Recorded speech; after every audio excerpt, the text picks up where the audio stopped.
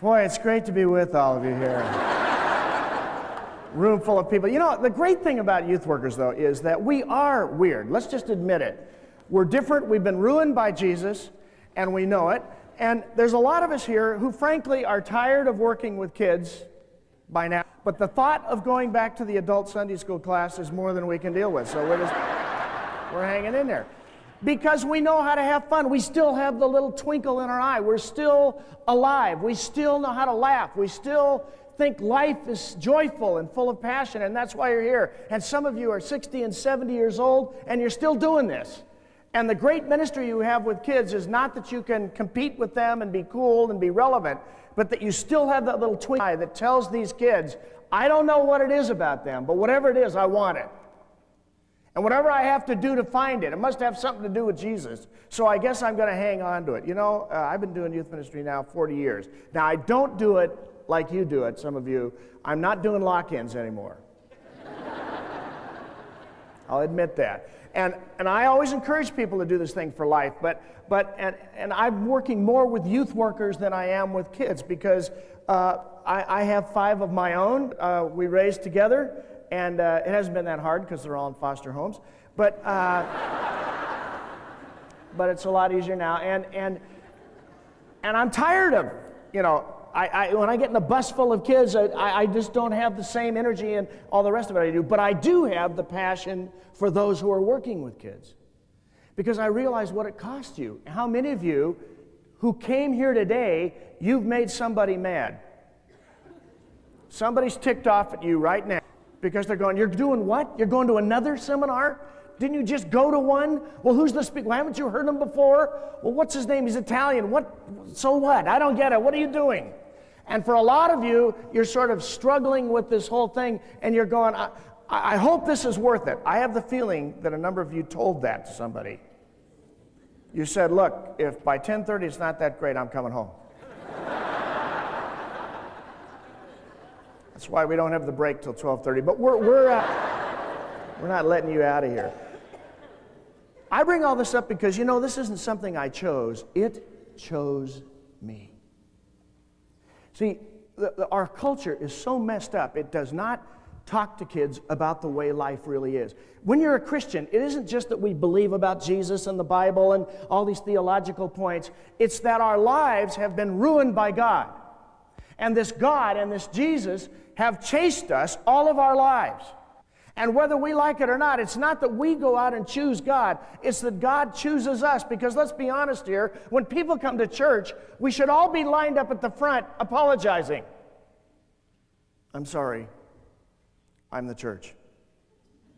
I know you're expecting something unbelievable. I know you're expecting someone who's perfect. I know you're expecting someone who never swears and never gets mad and never loses their temper and always reads their Bible and prays and everything else. I'm sorry, what you're left with is me.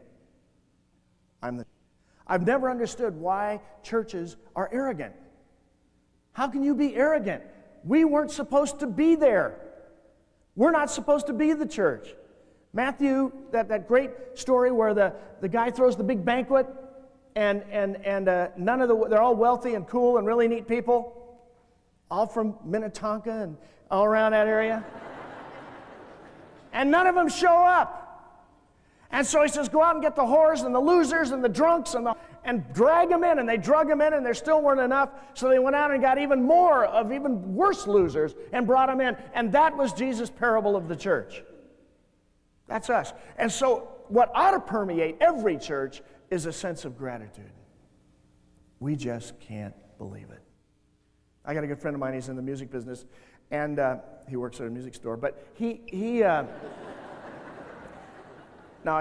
Christian singer, he sings all over and so forth, but for years, for about 10 years, his wife did the bus tour and did the bus thing, and they went from concert to concert, and that's all they did. And finally his wife said, I've had it, I'm not a groupie anymore, I'm getting 30 years old, I want a home. And so they bought a home, and it was a miracle how it all happened because they had no money, they had no down payment, anything, and it just sort of showed up. And again, when you and I follow God, I want to tell you something. He will always follow you and honor your following Him. Folks, look at me. I went to 2 colleges and was kicked out of both of them. I breezed through my 4-year college education in 10 years. I went to 8 different colleges. I now pastor a church, but I'm not ordained and I didn't go to seminary. It's just a Kmart church, I agree. It's just a little dinky church on a freeway that's in a small town that nobody's ever heard of. But I want you to know that God honors, and by the way, we are the slowest growing church in America. We started 12 years ago with 90 and we're down to 30 now. And I want to tell you, God called me to that church. He is alive. He is part of that thing. And when that happens, then ordination takes care of itself. Okay? I mean, I didn't do the seminary thing. I went and spoke for a very conservative denomination. I won't mention their name, but they're very, very conservative. And they had a pastor's conference for the whole state of Oregon. So 150 very conservative ministers there, but it was okay that I was there because I was speaking about youth ministry. So I was legit. They could allow me in. And as I started to speak about youth ministry, I started mentioning my church. And when I started talking about the problems of my church, which I thought was going to be perfect and turns out to be just as screwed up as anybody else's, and I began to talk about that, I noticed that there were tears and that the people were connecting. And so I forgot about talking about youth ministry. I just talked about that for 3 days. When I got done to leave, and they said, we have a little gift we want to give you. You know, when you do those things, you get a sweatshirt or, you know, the pastors give you a robe or something. So I was hoping they'd do that, but they didn't do it. But anyway, they said, you know, we want you to come. I said, look, I've got a plane to catch. It, you know, just give it to me. No, we want to do this. So I stood up in front of these 150 ministers. They said, while you were speaking today, a group of us met in the back. We called our headquarters, which is in Washington, D.C. We went all the way up to the top. We've talked this. They gave us permission to do it. We're sick and tired of hearing you say you're a Kmart minister. And so our church is going to do something it's never done in the history of our church. But 150 of us all here today are going to ordain you into our church. And I stood up there, and they all came up and laid hands on me, and everybody looked like they were on drugs. I mean, it was just like, is this okay? Can we do this? Are we going to lose our ordination for this? And they laid hands on me, and I was ordained in their church. And I thought to myself, that doggone God. He finds a way to ordain you even when no one else will. He finds a way to make you legitimate even when you thought you weren't. And there's a whole bunch of us in this room, we do not feel qualified to do youth ministry. You're not qualified to do it. If you go to a seminar, don't you hate seminars? I hate them. I feel worse after going to a seminar than before I got there. Have you ever gone to one of those marriage seminars? Not because your marriage was bad, but just because it was getting a little bit dull. So you show up and Mr. and Mrs. Perfect are there. We get up every morning, we read our Bibles, we pray. We have all our children, they're all missionaries now, and they're serving God all over the world. We've been married 400 years and we have sex 10 times a day.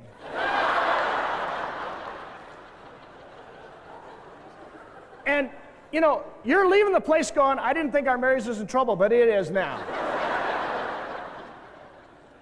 Because I'm 50 years old and there's no way I'm opening the door with saran wrap on. I'm not doing that.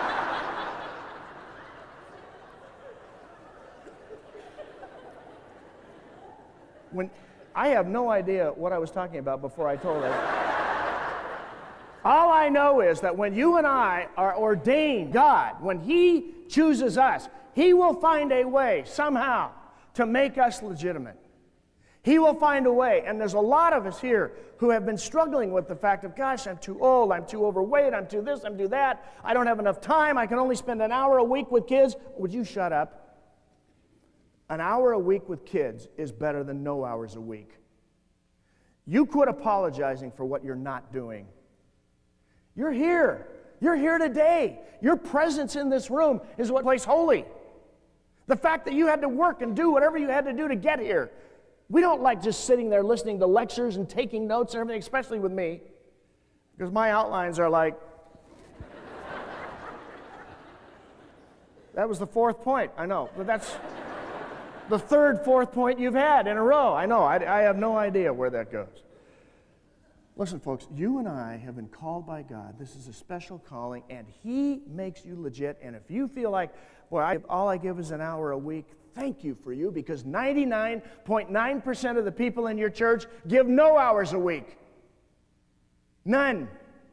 So for you to give that 1 hour is wonderful. Look, let's be real here. Those of us that are full-time in youth ministry, we could give 24 hours a day, 7 days a week, and we still wouldn't have enough time. We still have to choose who we're going to be with and how we're going to work. So it's an honor for me to be with you. I've been doing this a long time. I just hope and pray that I just keep doing it till I'm 80 or 90 or whenever I decide to fall over, and that's it.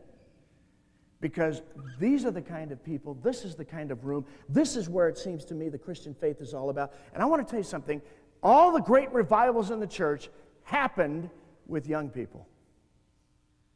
And I think we're on the brink of another revival. I think we're on the brink of another Jesus movement. I went through the Jesus movement. I was a little late, kind of a latecomer. I was in my late 20s, but I was still under 30, which was cool. And now, all of a sudden, I'm a part of the institution that I started Youth Specialties to react against. I've become the very thing that we reacted against in the 60s. So now we need a new generation of people who come up and who begin to say, why are we doing it that way? Let's do it a different way, and let's get these kids involved in the total church. They're not the church tomorrow. Let's don't make them all little people that are going to be nice little people that one day will be the church. They're the church right now, and I was just in Minnesota a while back, and I was in a huge, big Lutheran church, one of those kind with the giant, like stained glass windows, like 4 stories high. And I'm ranting and raving, and I go, if we just had, young people on our church board, think how different our church would look. And I'm in this Lutheran church doing that, and I think I'm being really radical and everything. Just think, like an organ, $300,000 for an organ. You know that if a kid were on the committee, he'd go $300,000 for an organ? You have got to be kidding.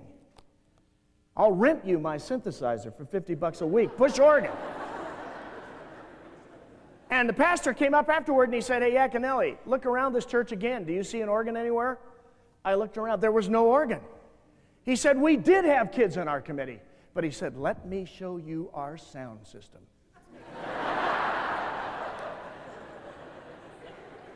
They spent a ton of money on that. That's what I mean. The church is beginning to stir. There's beginning to be some things that are going on. What scares me a little bit is that old guys like me have to say to the younger generation, come on, speak up. Don't you dare back off. Don't you dare hold your mouth back. This is your church.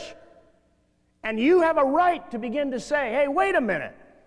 I always tell you that I have this little girl in my church, and by the way, she's now in college, and she's been gone for 5 months. Her name's Maria, but when she was in high school, every time I preached and she was there, she wasn't there every Sunday, I could expect Maria to go like this. We're not charismatic, so that's not it. So I'd finally stop, and I go, yes, Maria, and it's always something like, what the heck are you talking about? Now, wouldn't it be great if your young people were right in the front row, and as your pastor were talking, and they begin to not have a clue as to what he was saying, would go, what the heck are you talking about? You say, that'd be real great. I'd be at another church the next Sunday. But eventually, all the churches here, you begin to realize that Maria was so radical, she thought she ought to understand the sermon before she left. I don't think that's too radical. She just showed up in our church after 5 months of being in Mexico. Her hair was red. She dyed it red right on the top with kind of peroxided thing, and she had a nose ring, but that she hadn't drilled a hole through her nose. It was just a stick-on one, which made us feel a lot better. And but Maria has become a part of the church. She preached last Sunday because I wasn't there. What a sermon. I want to tell you that young people today are beginning to smell something wrong. And what they're smelling wrong is that there is not enough reality in the church. Look, I am a pastor. I love the church. So much. For 12 years, I've preached at a church that has 25 or 30 people in it every Sunday morning, and I can hardly wait till I get back. I love the church, but it's a church. It's messed up. It's got human beings in it. And that way, and our young people are beginning to say, please, I'm not asking that you tell me perfect theology. What I'm asking is, would you please just be real? Would you just be honest? That's all they want. Well, I want to talk today about dangerous wonder. I know that's to you, but we have a lot of books out there. So I want to talk this morning about this dangerous thing we call the Christian faith, and to begin to suggest to you that if you decide to minister to young people in your youth group, you better be careful. You better realize what you're doing here. In fact, there's this great verse in Jeremiah, and let me just read it for you. O Lord, you remember that Jeremiah was a prophet, and prophets are not fun. Prophets are weird, and they're blunt, and they're direct, and they have no manners. They just speak what they think, and you never want to have them over for dinner. Well, this dinner sucked. I mean, they would say that in Hebrew, but that's what they would mean.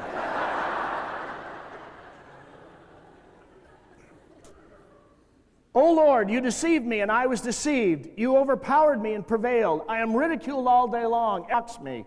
Whenever I speak, I cry out, proclaiming violence and destruction. So the word of the Lord has brought me insult and reproach all day long.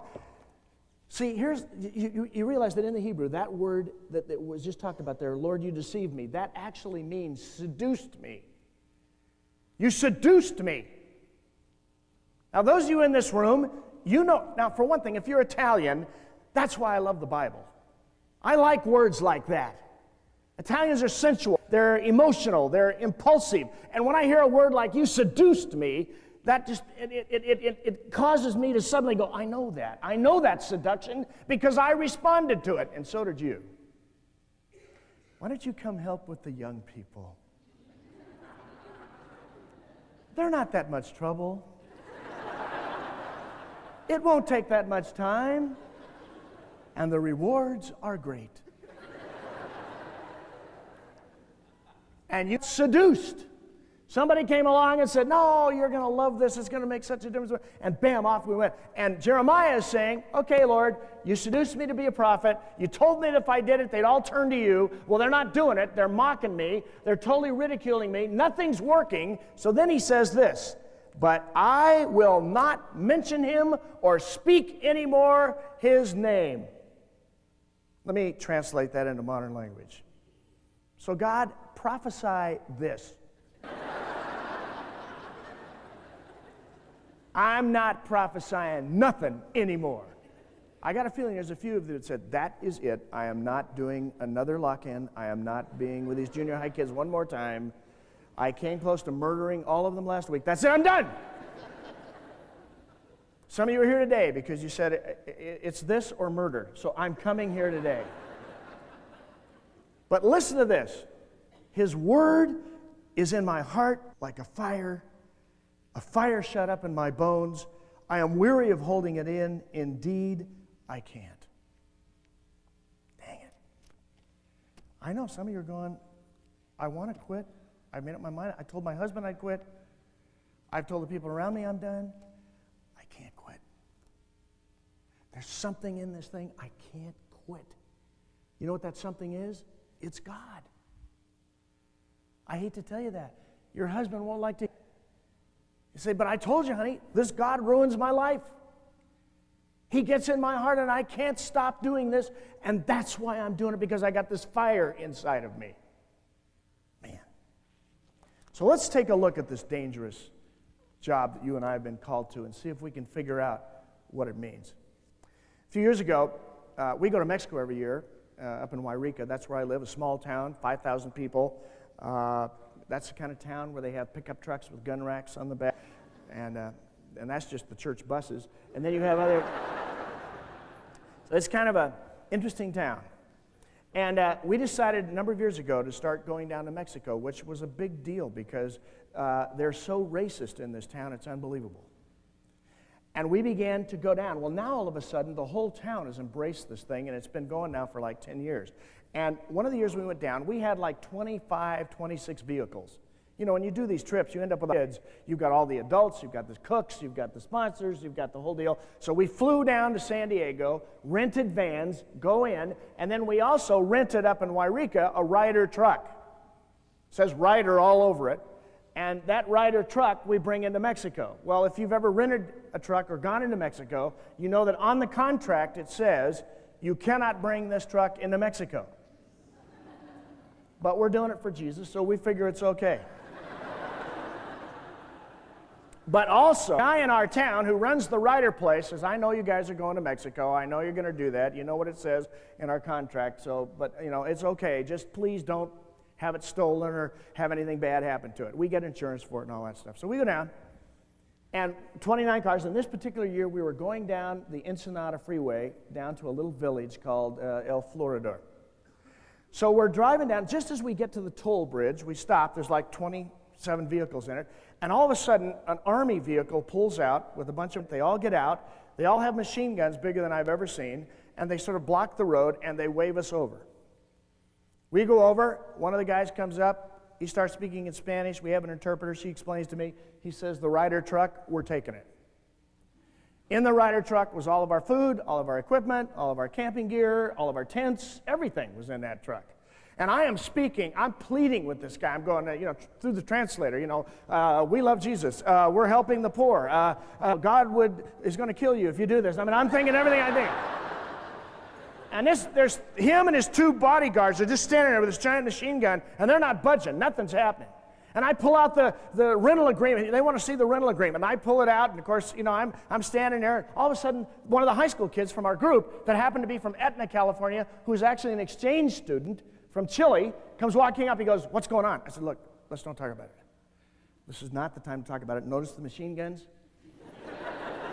This is not a good time. He says, no. He says, machine guns are no big deal. I see them all the time in my country. I said, no, you don't understand. He's telling us he's going to take the truck, and he's telling us that he can take it because it's in the contract and all that kind of stuff, and there's nothing we can do about it. Just go back to the kids. He grabs the contract out of my hand.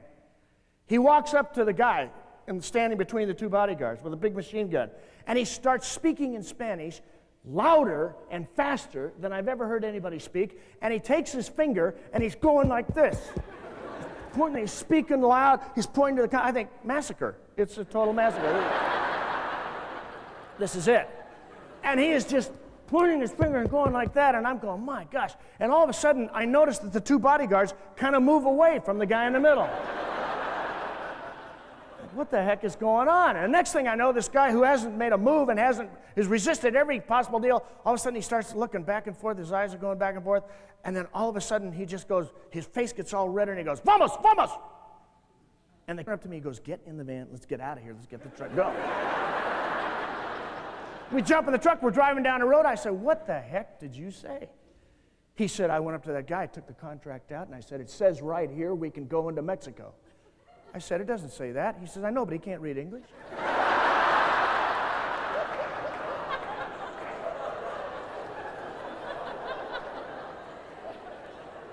Now, I know you're a little concerned about the ethics. But remember that parable in Matthew where the man was going to be fired, the manager, and he went to all the people who owed money to the master and forgave them half their debt? It wasn't even his money. It was his master's debt, and he did it so that they would hire him after he got fired. And remember, the master came back and said, you know what? You're pretty shrewd. I think I'm going to keep you. Now, what is that about? That's why I didn't go to... I have no idea, but I'll tell you what I think of it.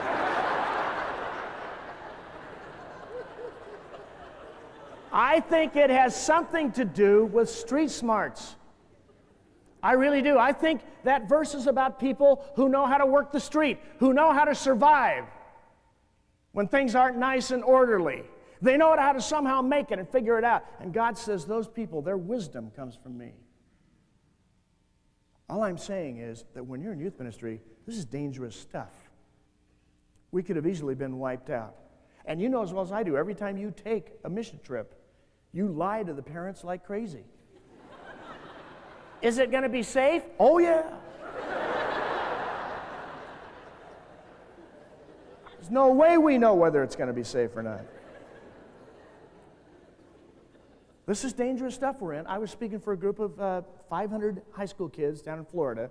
I don't do very well in the South. I'm California and Western, and I don't understand the Southern culture. And I'm down there speaking away, and it was a group of kids, and I mentioned that I was talking about spiritual gifts, and I said that my wife has this spiritual gift of earthiness. My wife is kind of earthy. She sort of tells the truth. She tells jokes that are a little interesting. That's why men like her so much. She smokes. And I said, that's who she is. But that woman knows God like nobody I know. Well, I happened to mention that. Afterward, there was a pastor there. He had 150 kids. Of the 500 were from his church. He took them out of the conference. So we'll meet in a separate room. Don't you ever tell people that a minister's wife smokes. I said, well, but she does. Well, don't try to pretend or give to them that that's a good, well, it's who she is. I know, but we're not going to talk about it. So they left. And I tell you, that was very devastating for me. As much as I'd like to say, well, I was telling the truth and all that, I thought, boy, why did I do that? I wish I hadn't done that. I should have just gone on, blah, blah, blah. That happened, I don't know, 9 years ago. This last year at our National Youth Workers Convention, Lanny Donahoe was there. He runs these conferences down in Panama City. He came up to me, he says, hey, Yaconelli, I still remember when you came and those 150 kids left. I said, tell me about it. I still remember. He said, but did you ever hear the rest of the story? I said, no. I haven't been listening to Paul Harvey. He said, well, here's the deal. He said that minister took those kids and he put them in a separate room. Every night you spoke, they met in another room and they had their own speaker. And he said a bunch of the kids that they brought were non-Christian kids. And they were so upset that he had taken them all out that they ditched their meeting and came to yours. And at the end of the week, when you invited kids to come forward to start smoking, all these... Okay. I apologize for that. When you invited all those kids to come forward to accept Jesus, every single one of them came. They found the Lord. Isn't that incredible? I'm telling you, this stuff that you and I are involved in is dangerous stuff. The kids that give us the most grief end up being ministers. And then they still give us grief. Okay. First characteristic that I want to talk about today, if you're going to be a good youth minister, is surprise, dangerous wonder. Remember when you first saw a sunset, when you fell in love, when you became a Christian? Think what it was like that moment in the Garden of Eden when Adam and Eve could not comprehend the staggering beauty of God's new creation. Just think what that was like. Think about the moment when the scales fell from the blind man's eyes and he saw for the very first time people like sticks walking. Think what it was like when you were a leper and your hands were all distorted and eaten up and with all these filthy, smelly rags, and suddenly you took them off and your skin was like a baby's skin. Somehow, in a pagan culture, in a culture that doesn't believe in God, it's not that we have abortions and pornography and alcohol and drugs that's the big problem. The big problem is that we lose our sense of wonder and of awe. We lose the twinkle in our eye. All of a sudden, our marriage is just mundane. Our relationships are just in the way. And suddenly we sigh inside and become withered up, and we lose this passion and this awe that we used to have. It doesn't take long before you and I, the Christian life is just another theological statement. Frederick Buechner says the trouble with familiar verses in the Bible is that once they become familiar, they lose all their power. Prodigal son? Oh yeah, prodigal son. I know all about prodigal son. Doesn't have any power anymore. It doesn't alter me in any way. And the reality is, for many of us here, our Christian faith, even though it's true and integral and a part of us, it's become dull and boring and dead. And if you're going to be in youth ministry, then I want to tell you right now, you better recognize that if these kids need to know Jesus Christ, it's not just that they need to know Him to have their sins forgiven, it's that they need to know Him so that this culture does not smother the life out of them. And for many of them, they've already seen it happen to their mom and dad. They've already seen it happen. So many of these kids, don't you think that games are wasted on the young? Little kids don't know how to play. I mean, they're stupid. You play hide and seek. I'm hiding behind a telephone pole. Duh, you're it. But right now, if I were to say to the rest of us, forget the rest of the seminar, let's go outside and play hide and seek right now. Let's play it in this church building. There's a bunch of you going, yes! I saw a great spot. I mean, now when we know how to play, nobody lets us play. And what happens when I talk to a lot of kids, I discover these adolescent kids that, we give this big puberty talk. You're going to get, your voice is going to change, hormones are going to start surging, you're going to blah, blah, blah, and they know more about it than we do. But what we never tell them is that when you get hormones, something weird happens to your folks. I mean, have you noticed that? Remember before your kid was a teenager? What happened when they came home? Hi, Bobby. How are you? Did you have fun today? Tell me look, here's your favorite cookie. It's great. Then they get hormones. They walk in the door. Where have you been? You're 15 minutes late. Who are those kids you are with? Whose clothes do you have on? None of them are yours. Where did you get all that makeup, Bobby?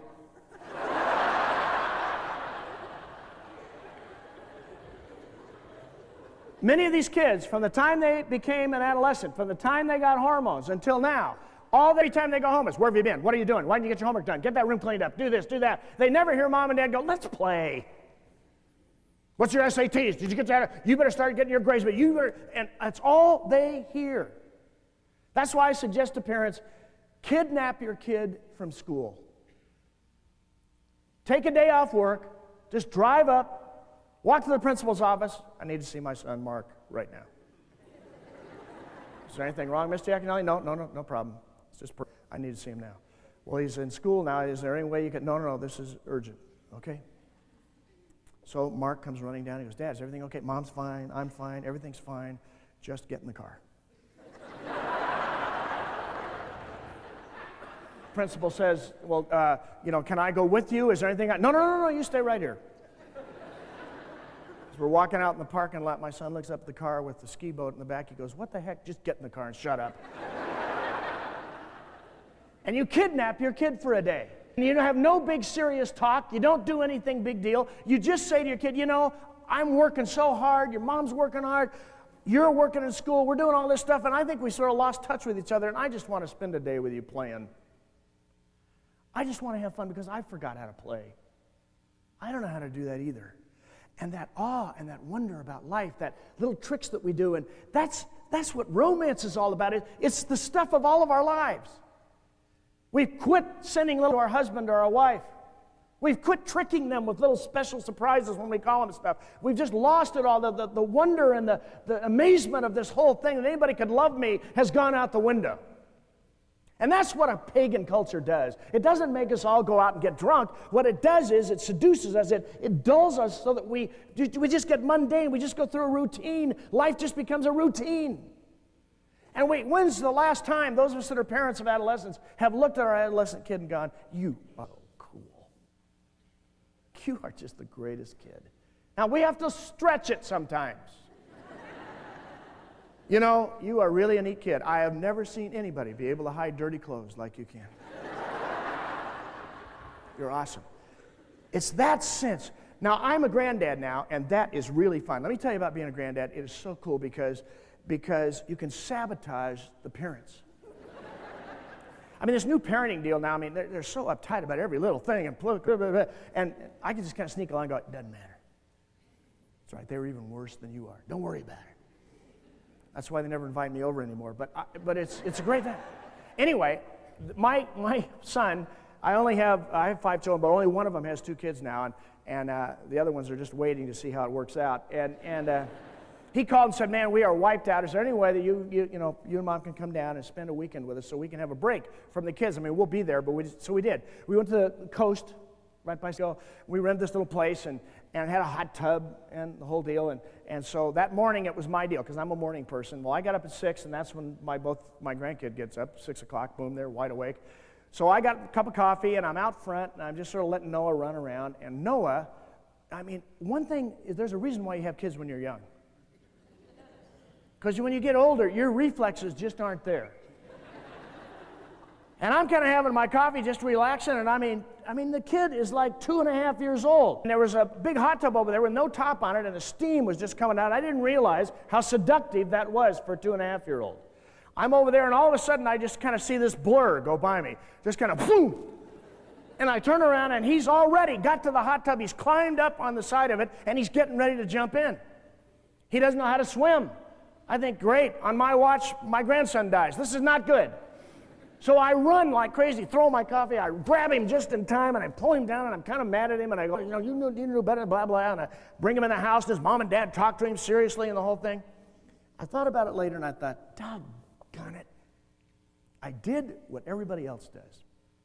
You see, Noah lives by a really cool ethic. Noah's ethic is jump first, fear later. And I realized that his mom and dad and me and his grandma were going to do everything we could to explain to him that he had it all wrong. That you've got to fear first and then jump. And what ends up happening is before you know it, he'll fear so much he'll never jump. We got a bunch of young people today that are scared to death to jump. You know what I'm talking about. You've got them in your youth group right now. Mom and dad have told them they've got to have good SATs. They've got to go to college. Most high school kids should not go to college right after high school. They have no clue what they should do. Nobody's ever let them do anything meaningful in the first place. And most of these kids have no clue. They've had all this counseling and all this stuff.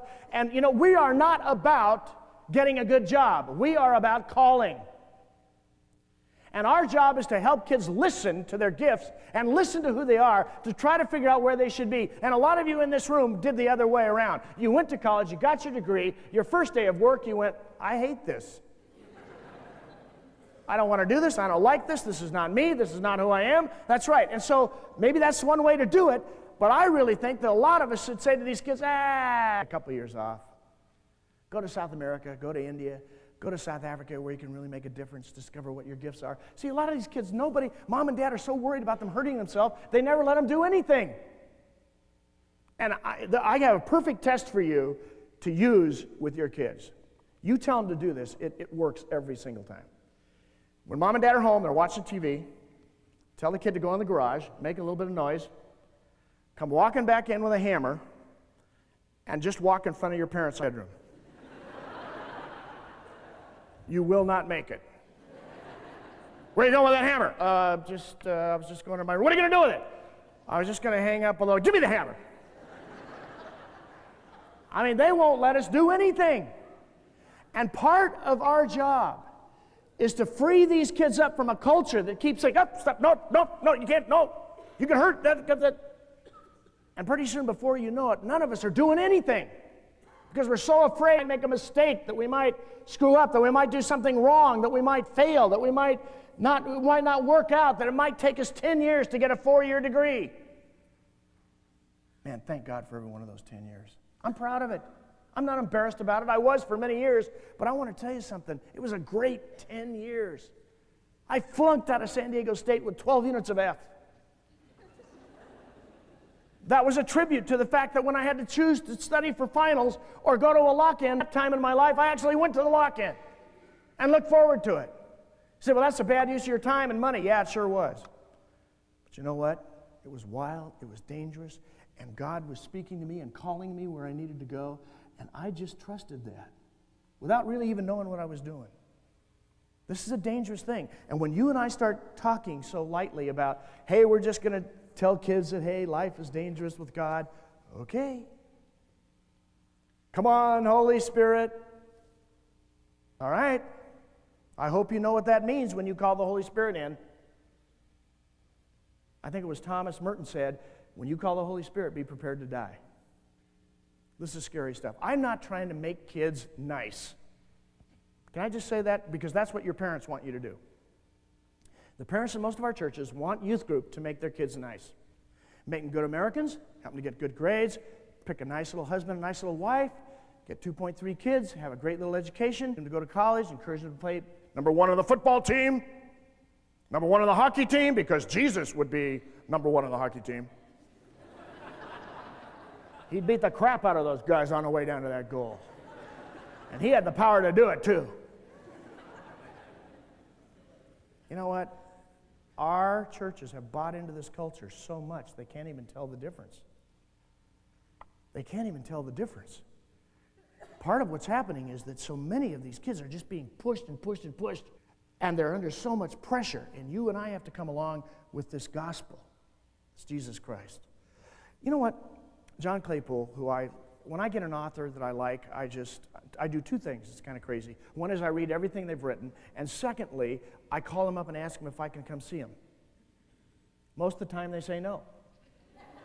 But once in a while they say yes. John Claypool was the person who said yes. And he wrote this wonderful book.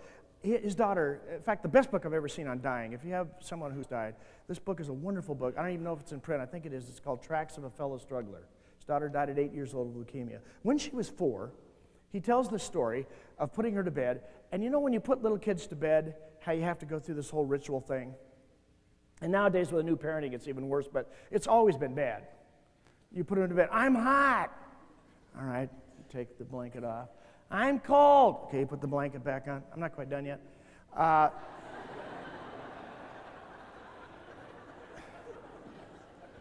I'm thirsty, so you get them to water. I have to go to the bathroom, so then they go to the bathroom.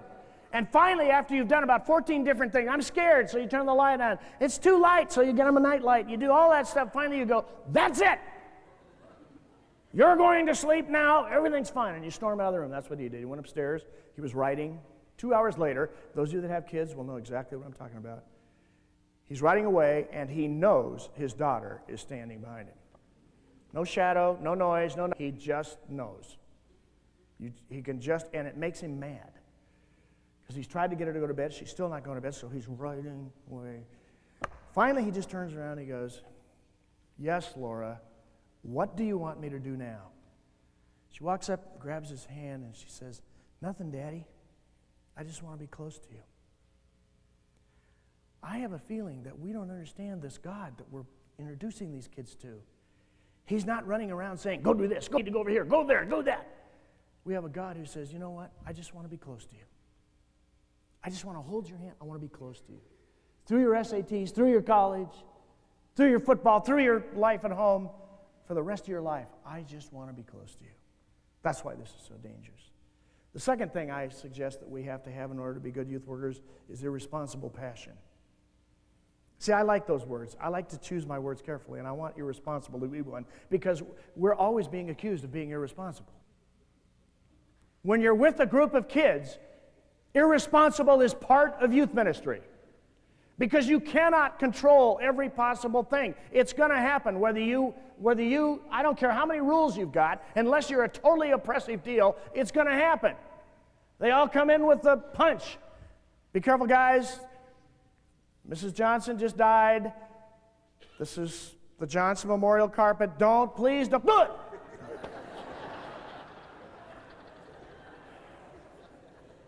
Now they have an emergency meeting. From now on, no refreshments in the Johnson Memorial carpet room. If you haven't had a rule made because you're there, you're not doing youth ministry right. I know one church that actually has this rule: no soccer in the sanctuary. Needless to say, during a lock-in.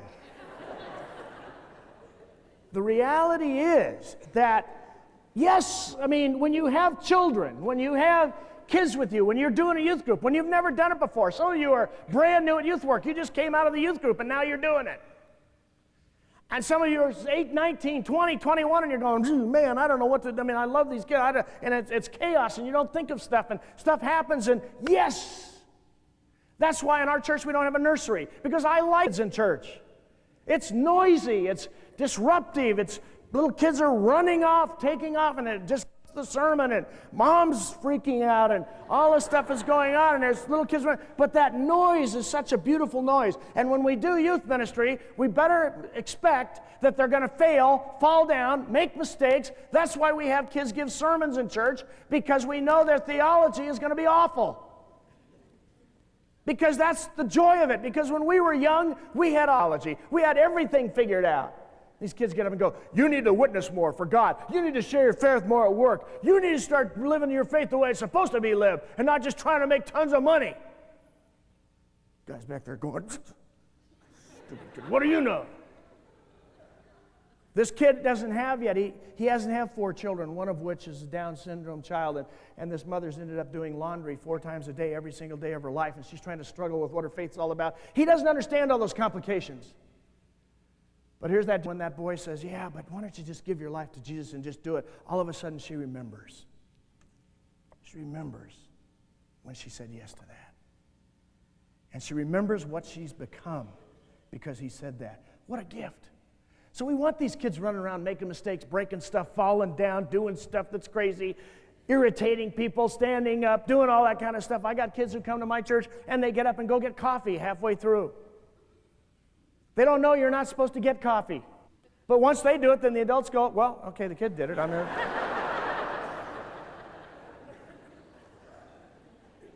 Do you remember? How could you forget? The woman who shows up uninvited to a men's only meal in the Bible. She pours expensive perfume over Jesus and washes his feet with her tears. And everybody in the room is outraged. Don't you tell me people like passion. They do not. Because passion is messy, it's interruptive, it's wasteful.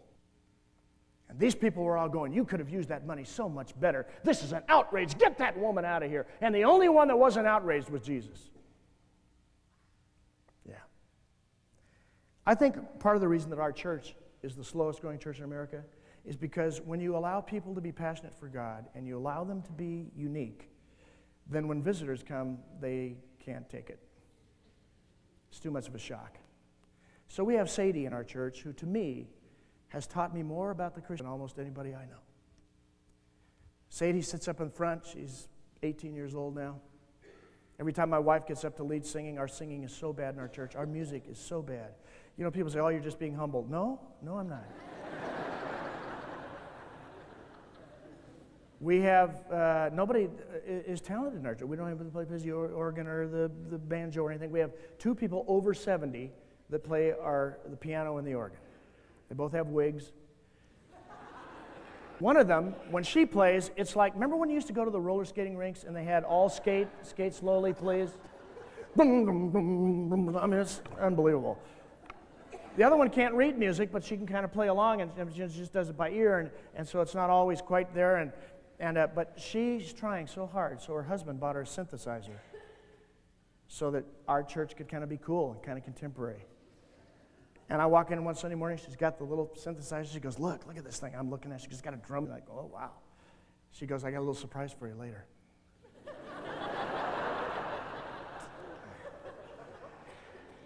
This is a week we had visitors. They didn't stay. I won't tell you exactly what the surprise is, but have you ever sung Amazing Grace with a cha-cha beat?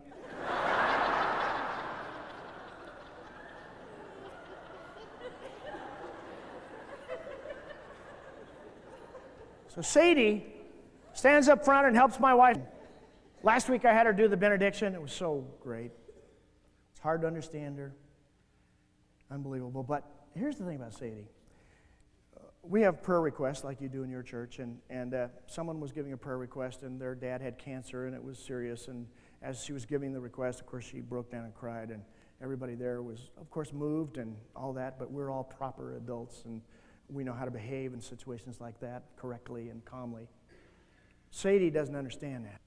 So Sadie just stood up, walked over, walked down the aisle, stepped over people's feet, got down next to the lady, got down on her knees, put her head on the woman's lap, put her arms around her and cried with her. That's the church. That's irresponsible passion.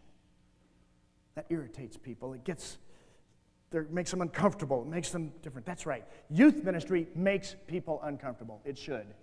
Every time those kids walk out of your youth group, everybody in the church, oh no. What is he doing now? What has happened now? Oh my gosh. That's exactly right, because this is irresponsible passion we're introducing these kids to. Thirdly, naive grace. The grace of God is excessive, it's outrageous, it's scandalous, it's ridiculously inclusive. And there's so many people who have tried to become the grace monitors in our churches. It's like, well, that earring, and that kid smokes, and that kid does this, and that kid does that, And these kids, you're bringing the wrong, how can you bring the wrong kind of kid into your church? What is the wrong kind of kid? I don't understand that. We're all the wrong people. So if we bring the wrong kind of kid in, finally they've got a home. Finally they've got a place where people are going, well, those kids are kind of scary. Yeah. That's right. Isn't that great?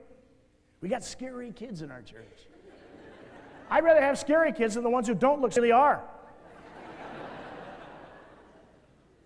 And when you and I begin to realize that this world out here tries to have this monitoring where they try to control everything, and they want to make sure that only the certain kind of people get in the church. No. This church, long since ago, is naive. We just let anybody in. We go out and get anybody we can to come in because that's what the church is. And if you're doing it and you're being criticized for that, let me just tell you something, you're doing the right thing. You're following God's call. And if the church says you're fired, then you're fired. Isn't it great? Most of you here are volunteers. They can't fire you. It's so cool. Those of us that are on, that are paid, we're the ones that worry about what you're doing. But in fact, we really like it because you can just go to your pastor and say, I can't fire them. They're volunteers. I've tried. I fire them and then they volunteer again. There's nothing I can do. Finally, I want to bring up one other thing, and that is the Word of God. See, I happen to believe in the Bible. And I don't want to get into a big theological thing here because I want to tell you something. When you say you believe the Bible, I hope you know what you're saying. I don't think many of us do. I certainly don't. Because when I read the Bible, I'm going to be honest with you, I love the Bible, sort of. There's a lot of stuff in the Bible that just makes my life... I can't figure it out. I don't know why they left that stuff in there. Why do they have the thing about, what's his name, Elijah, the prophet who's bald? And some kids make fun of him, so he sends a bear after him, eats them all up? What the heck is that story? I mean, I tell it every time I'm at a youth group now, but what is that story about? Just to warn kids, they better be careful. But I don't get that story. Why that darn thing in there? And it's so amazing to me how people say they love the Bible, but what they try to do is edit it and control it and make sure that a lot of it we don't even ever look at or think about or talk about. Noah. What a wonderful, godly man built the ark. We got the flannel graph. Some of us are still using flannel graph. The little animals 2 by 2. We get in a boat. We sing the little songs. Everybody's happy, and what a great story. And finally they stop, and the little bird flies in with a twig, and they get off the boat, and Noah gets drunk and gets naked.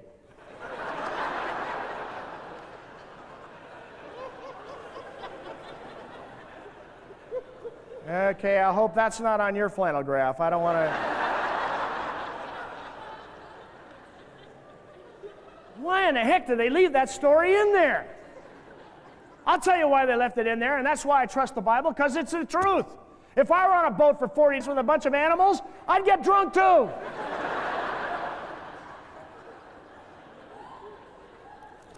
Psalm 139. What a great psalm. Isn't this a beautiful psalm? Oh Lord, you've searched me, you know how I sit and when I rise. You perceive my thoughts from afar, you discern my going out, my lying down. You hem me in behind and before, you've laid your hand on me. Such knowledge is too wonderful for me. My frame was not hidden. Oh, it's so great. I mean, we've all heard these verses over and over again. I'm fearfully and wonderfully made, and oh, it's beautiful. Then verse 19, out of nowhere. If only you would slay the wicked, O God. Away from me, you bloodthirsty men. They speak of you with evil intent. Your adversaries misuse your name. Do I not hate those who hate you, O Lord, and abhor those who rise up against you? I have nothing but hatred for them. I count them my enemies. Search me, O God, and know my heart. Now, let me tell you why. Another reason why I didn't go to seminary. Because the seminaries try to tell you why that happened. And they say, well, actually, there's more than one writer of Psalms, and probably that got mixed in with this other writing, and I'm thinking, well, who was the idiot who edited it that would have done that? But it's given all that stuff, I go, no. The reason it's in there is because it's by the same person. Because I know this person. It's me. I stand up in front of my church. God bless you. It's so wonderful to have you all here, except for you, you jerk. I mean, that's the way I am.